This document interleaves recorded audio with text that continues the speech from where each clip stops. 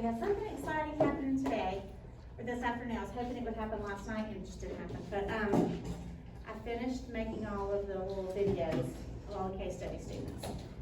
So my sweet husband, y'all have the benefit of, my husband was laid off a week ago. He has been needing all kinds of things to keep himself busy, and his career is he's a TV radio producer. So the happiness about that is he has been working on our videos. I was just gonna straight upload them to YouTube, however they got there. That was stressing him out. So he has been like meticulously editing them and cataloging them and all this stuff. So that's why they're not up now, but they'll be up and they'll look great tonight. So what's gonna happen this week? And when I'm up, do y'all care if I take this off if I'm up here? Okay, if I get close, y'all put it back on. What we're gonna do is you each will have one little person that you're assigned to, okay? This week, you're gonna have your first practice at getting to know that little person and looking at their phonics and spelling assessments. So before you leave today, we're gonna practice, we're gonna do in class what you will do with your kiddo this week, okay? And this is gonna be your first case. It's like it's part one of your case study. Okay, so it's not interpreting the results or anything like that. It's simply, you're gonna watch me give the assessment, you're gonna score the child, and you're gonna upload those documents. And that's due tonight, right? That's supposed to be. It's, no, it's not due till, the 4th. Okay. Yeah, it's due Sunday. So, all that will happen this week, okay? After that, after this week, next week, we'll start looking at you watching me do the running records with your child, okay? And that's the part where I'll need you to be really scoring and things like that, so I want to touch back on this, okay? So you all have this document, and you're gonna want to have it handy when you're working with your kids starting next week. So,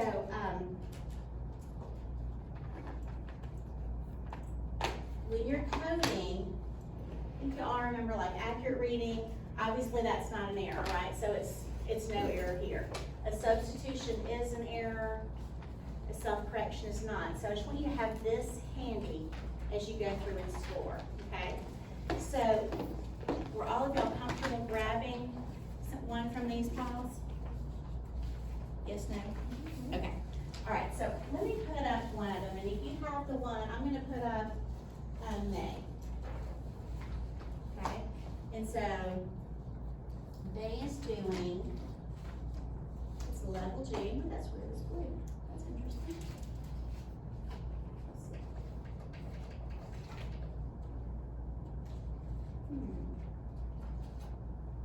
Never seen a blue like before.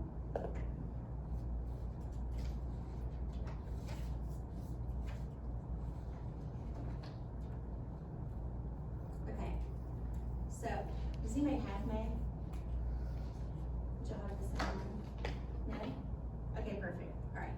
So I'm going to just talk you through scoring this one, okay? And then we're gonna score it first, and then we're gonna do the analysis piece, okay?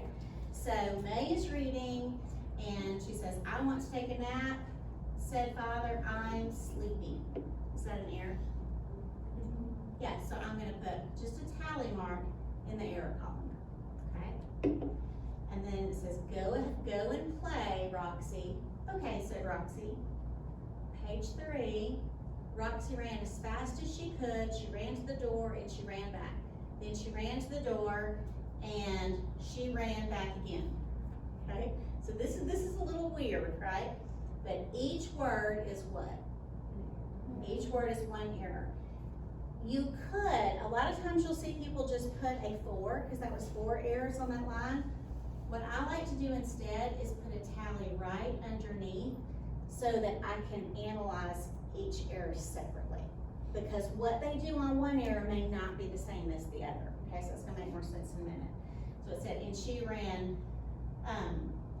back again, and then, so there's 2 different ways that you can code that, okay? I'll talk through that one in just a second. So how many errors were on the first page? 5. Any self-corrections? No, so I'm kind of doing my subtotal down here. I'm gonna flip to the second page. And we've got Roxy ran faster and faster. I can run faster than all Fox. So an error. Okay, nothing on page 7, nothing on page 8. So our subtotal here is 1. Then on page 7, Roxy jumped higher and higher. I can jump higher than all. She says all for any again. So 1 error there. Page 8 is correct. And then on page 9, she says, Roxy danced, twist, twirled. Okay. Do you see why I got all those separate ones out there? Okay, so when it's a self-correction, it doesn't go in the error column, it goes in the self-correction column. Okay. Then the next one, she twist, and then right then she said twirl. So another self-correction. Okay, what about repeats? Is a repeat an error? No, not unless she repeated an error, right? Okay, so on this page, what's our subtotal? 1 error and 2 self-corrections. So 1 error, 2 self-corrections. You zoom out a little bit and then you can see. Okay, so on the next page, she had correct reading until she got to page 12, and she said, Roxy said, I sorry, Father. And then she repeated and said, I know, Father. So where would I tally that?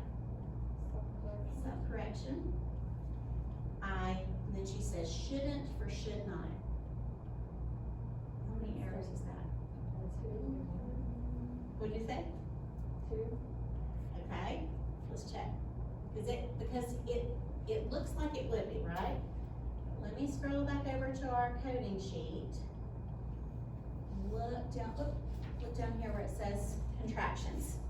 So it said should not and she said shouldn't, right? So if they misread contraction, read a contraction as 2 words or 2 words as a contraction, it's still just 1 error, okay? Here's the rule, guys, is that when you are, when you're coding the running record, the whole purpose of this is to know how to teach, okay? To know what level or what teaching points to make. And so it's not about being punitive for the child, okay? So when you're scoring, you're always looking at, if there's 2 potential ways, you're always gonna do the one that's gonna give the child more grace, okay? So you're always gonna do the lower. All right, so on this page, we have 1 error and 1 self-correct.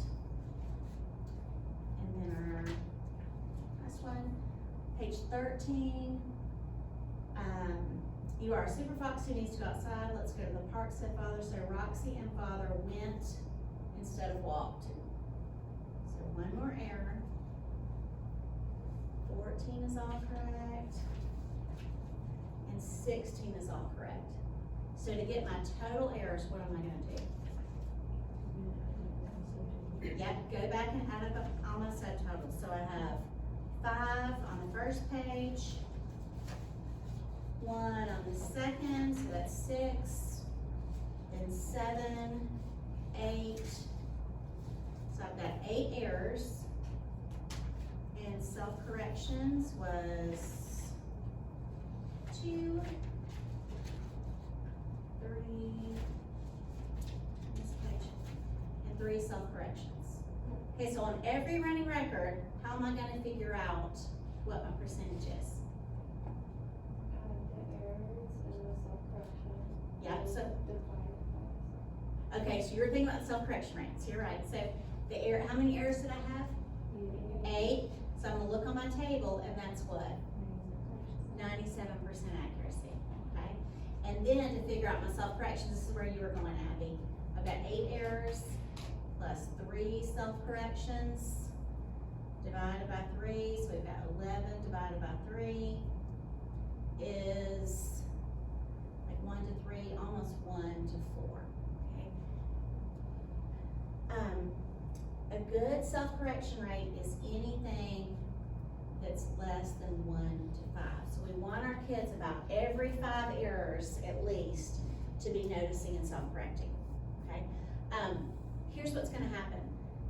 On our kids that we're using, our case study students, 2 are reading more on a first grade level. 1 is like in between 2nd and 3rd, and then 1 is in between 3rd and 4th, okay? If you happen to get the kids who are reading on those higher levels, you may not hear them self-correct as much, because once kids get a little older, they start doing more stuff in their head. So they may be doing it on the run, but you don't actually hear them do it. With little bitty people, anything they're thinking comes out of their mouth, okay? So you're gonna see that self-correction there, okay? All right, so that's how we would do our errors and self-corrections, okay? You didn't hear her read Super Fox, so you can't really gauge the fluency, okay? When you're listening to your reader though, I want you to make sure you're taking some notes about, is it choppy? Are there lots of pauses? Things like that. What do you notice about the fluency? And then we're gonna score it down here. It's just a 0 to 3 range. When we talk about fluency in a week or 2, I'm gonna show you how to go more in depth and look at fluency, but for right now on this, if you were in your classroom, this is the fluency you would do for everybody. And it's basically 0 is like word by word, really slow, more like you're sounding out each word instead of kind of flowing with it. A 1 is like maybe putting a couple of words together at a time, but still pretty choppy. 2 is like 3 or 4 words at a time, like up the hill, down the street, and maybe pausing every now and then 3 is basically perfect. Unless it's an independent level text, most of your kids will get 3s. They'll probably be somewhere 1 to 2. If you've got them in the correct level, they're usually gonna be a 2, okay? But you'll kind of gauge that.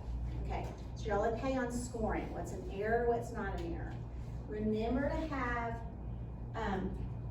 this sheet, I'll flip it for you. Remember to have this sheet out when you're scoring, okay? In case there's anything weird, okay? One thing I want to go over again is like, let this multiple substitutions right here. It doesn't matter how many things they try, okay? If they try 14 attempts on one word and never get it right, that's only 1 error, because the number of errors is linked to the word that they're trying to read, okay? Same thing, what about contractions? What do we do? 1 error, okay? The other thing here that might happen is if it's a proper name, a proper noun, okay? So a capitalized noun, like in this example was Kathy or Kelly for Kate, okay? Like if the child says Kathy 8 times, every time she sees that word, they say Kathy, you only count the error the first time, okay? But if they say Kathy, and then Kelly, and then Kate, and then Kiki, every different one is an error, okay? Sometimes I will make a teacher judgment, okay? So like if the word is hippopotamus, and they say hippo every time, I'm probably gonna think about, okay, hippopotamus isn't a proper noun, but that's kind of the character in the book. Do you see what I'm saying? So that's somewhere where I might make a note about that and make a teacher judgment that I'm gonna count it that way, okay? So I can't remember anything weird like that happened with your kids, but if something like that happens with your case study, that's when you can just say, hey, Dr. Coleman, it seems like there's 2 ways to just we'll kind of troubleshoot that, okay? But I can't think of one off the top of my head. For no reason. Y'all call. Yes, I got one honest person over there. Okay, all right. So let's look at the MSQ analysis on this piece. So this is getting in that MSV, and y'all did really well on that, on the quiz. So let's see. Okay, so if I go back,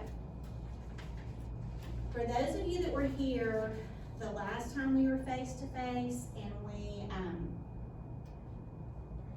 pulled out the sentence strips and folded back, remember? The reason we did that was so that you would remember that when the child makes the error, they haven't seen what? The rest of the sentence, okay? So when we're analyzing this, we have to think about that. So let's look at this first one. It says, I want to take a nap, said father, I'm sleepy. Does it make sense? Okay, so I'm gonna put Italian meaning. Does it sound right? Okay, so Italian in structure? Does it look right? No. Okay, so no visual information. Let's go down to the bottom one. And she said, then she ran to the door and she, does it make sense? Does it sound right? Does it look right? No.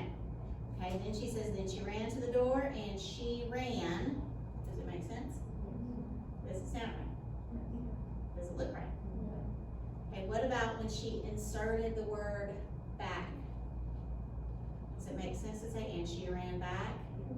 Okay. What about, and she ran back again? Makes sense. So what's our problem here? Okay. I put this down here too because there's two ways you could code this. And here's the thing. It's not about, did you code it exactly like I would have coded it? Sometimes there are multiple ways. So in this one, we also could have coded it as she had inserted the word she ran and then put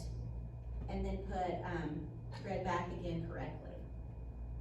Do you see what I'm saying? So like it should and then she inserted she ran and back again. Here's the thing. How many errors is the first way? 4. How many errors is this way? 2. So which way would be the better way to code it? Yeah, this would actually give her a better score, and it's the same thing, right? I'm not gonna go back and fix this over here because it still wouldn't have changed. Like if I took off 2 of those, it still would be in the same range. It's 97% regardless, okay? But sometimes you'll be right on that border of, is this independent or is this instructional? So you'll wanna double check things like that. Okay, so far, what do we know about May? If I'm looking at her miscues, what does May do really well? Yeah, everything she said, all of her miscues make sense and they sound right. Do we feel like she's understanding the story? What would our teaching point be? Visual, okay. So let's see if that's consistent all the way through. Okay, so she's same thing over here. She says, Roxy ran faster and faster. I can run faster than all. What do you think? That makes sense? What do you think about visual? She used some visual information because it's the first letter, okay? This is a level G, so that, oh, you can't see that. This is level G, so it's first grade. So for a first grader, I would give credit for that, looking at the first letter. 5th grader, okay, but for a first grader, I'm gonna say, oh good, you looked at the first letter, okay? So, same thing over here, exactly the same error again. So we said all 3. And then we got down here, and it says Roxy toi. So what'd she use there? When she said toi for twirl, she used visual. Roxy danced. Would you say structure also? Yeah. Okay. And then she said twist, right? So we've got evidence of her using all 3, right? And then she self-corrected. Deciding what to count for self-correction is typically you're looking saying, okay, what did she do different on the self-correction? Because when they've got it right, they've used all 3, okay? But what was different between her errors and her self-correction? Usually, when it's right there at the word, it's usually that they use visual information. They notice that it's still not looking right, which is what I think she did here, because it was like toi, then dance doesn't look right, so I'm gonna say twist, and then twirl. So on this self-correction, I would say she used visual here. If they read on, like go all the way to the end of the sentence and notice that it didn't make sense, it's almost always meaning instruction, okay?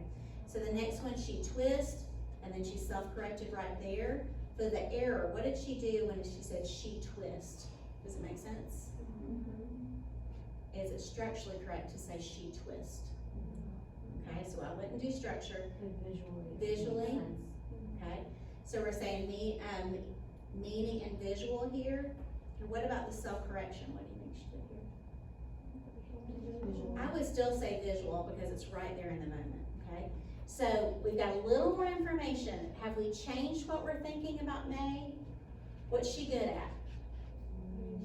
Meaning and structure. She's self-correcting with visual, right? So she's looking at visual, but meaning and structure are definitely her strengths. So if I was gonna teach May, I would go, anytime you're doing MSB, it's that goal 3, right? I'm gonna go straight to goal 3, that looking at print, and I would find some strategies that are working, like maybe this one, looking all the way to the end of words, okay?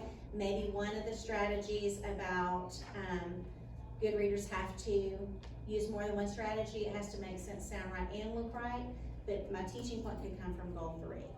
So are y'all starting to see like how this flows into this?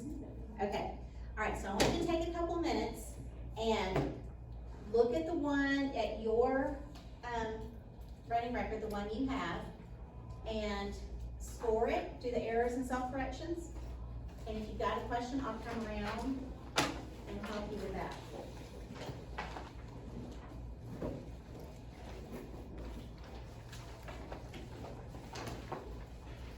I just want you to have a practice while you've got me with you.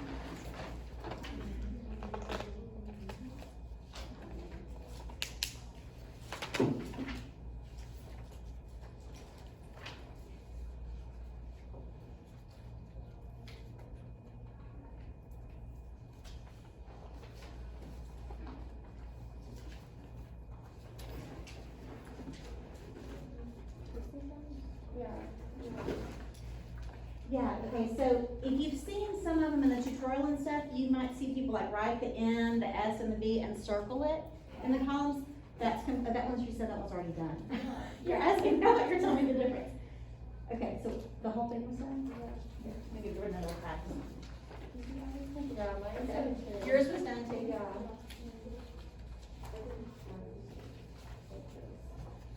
Anybody else need a different one? Which one's the same? Are you serious all the way through? Okay, just do the ones that aren't done. There's the whole thing scored. Yeah, mine's the same. Shoot, I was trying to recycle ones in my packet and there ones that aren't.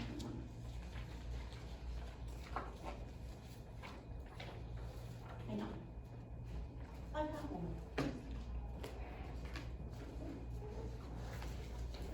Mine just doesn't have the MSB done. Do you want me to do that? Yeah, do the MSB. Did yours have the MSB done? Yes. Okay, hang on.